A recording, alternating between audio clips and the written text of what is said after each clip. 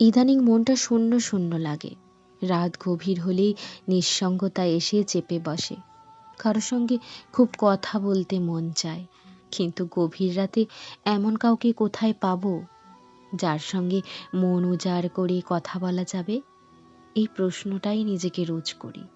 মন সাড়া দেয়, নিজের একজন মানুষ থাকা দরকার, যার কাছে নিজের কথাগুলো নিরাপদে জমা রাখা যাবে, নিজের সবটুকু বলা যাবে নির্ভয়ে, যাকে বলা যাবে সে আমার নিজের মানুষ।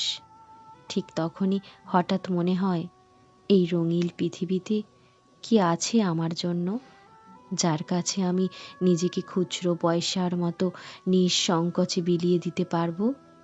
এই ভাবনাতেই চোখ দুটো বন্ধ হয়ে আসে। আছে কি এমন কেউ আমার, যাকে আমি সবটা নিঃসংকোচে বলতে পারবো?